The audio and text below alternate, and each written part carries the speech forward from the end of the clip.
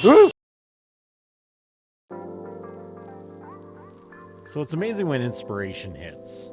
But of all things, I never thought it would be OSB that inspired a project. Erin's been hunting around for some designs for some small end tables to put in our living room. One of the designs that she showed me was actually a concrete piece where someone had cast these small concrete blocks that they used as small end table. Now that didn't lead to the idea of using the OSB to do this, but the shape for sure did. Currently here in Canada, a 7/16 4x8 sheet of OSB will run you about $22. That is beyond affordable, and actually this was a scrap that I had left over from another project that you're going to see me do hopefully in the next few weeks. I've actually seen people do a lot of really interesting things with OSB. One person in particular I know referred to it as the poor man's hardwood, and he actually finished his basement and sanded and finished OSB to a really cool finish, and that was the floor for his basement.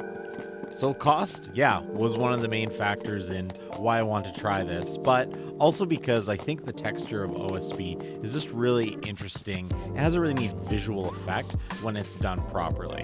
And I'll say that this is also a bit of an experiment, so I'd rather use something that's a little bit less expensive for an experiment like this, as opposed to using expensive materials. And at a minute and a half into this video, all you've really seen me do so far is just cut up all my pieces into their rough size.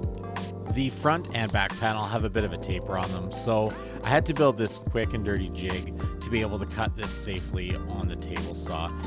Now the base is just a piece of scrap that I cut down to about 13 inches, so oversized to the piece that I was trimming, and then you saw me glue on just the scraps to hold everything in place so I could get that nice clean taper. And then the same jig was used for all of the one sides of my fronts and backs. Now here's the deal. Just putting it back in the jig the opposite way, I'm of course not going to get the exact right angle that I need just because of the piece that was cut off. However, the piece that was cut off actually works perfectly as a wedge, so I can line up exactly where my piece needs to be cut on the other side, and I can glue this in place, and we're ready to go to cut the other side. I use the Starbond CA glue for a lot of these kind of quick and dirty jigs. If you are interested in trying Starbond, there's a link in the description where you can actually get a bit of a discount off of their products. And this is an affiliate link, so it actually does help the channel a little bit when you purchase using the link. And the more help the channel gets, the less I have to use things like OSB to make projects. Like I said, this was a sheet that I had laying around, and the reality is it was actually 2 half sheets. And when I was measuring up what the width of my side panels had to be, I used relative measurements, and I just took my 2 front pieces, put them in place, and struck a line so I know exactly what I needed to cut out for my side, so my side pieces could be nicely nestled in between the front and the back. I also discovered that my desk collection currently isn't working the way it should be. At this point, I was ready to start assembling the boxes for the main carcass of the side tables. I needed to do this so I could get onto the detail pieces, which you'll see me cut out a little bit later on in this video. I'm also a little embarrassed to say, but the primary content on this channel is woodworking, and I really haven't done a lot of actual woodworking on this channel for a little while, so this was also a good exercise in just rehoning some of the skills and just the processes that I maybe haven't, I guess, used in a while. It's like stretching a muscle, really. It doesn't take long to kind of get back into the groove of things, but doing something like this was a great way to take a quick design and put something together in a moderately short period of time. Woo! And maybe give myself a quick scare on the table saw at the same time. Now, I did cut these little support blocks that I put on the bottom sides just to add a little bit more strength to these little side tables. And I know I haven't said this yet, but I'm actually building 2 of these at the same time. And with the carcasses put to the side, I could start working on the detail faces for the fronts and the backs. Now, these faces have a half circle that is offset by about 3 inches from the top. So I had to use my circle cutting jig and get a little bit creative about how I was laying this out. So I used my tape measure against the zero clearance on this jig and measured in 5.5 inches, which is the radius of this circle. Now, if you, unlike me, didn't have to Google this to remember what the term was from grade 11 math, the radius is half of what the diameter of the circle is, and the diameter is the length from side to side on the circle. Now, you'll see what this shape is in a second, but if you have an idea of what it would actually be called, please, by all means, comment below and let the rest of us know. There's a 3-inch strip at the top of this half circle that I left exactly how it was. So as you can see here, the circle as it's being cut out, or I should say the half circle that's being cut out, leaves that one spot right at the top.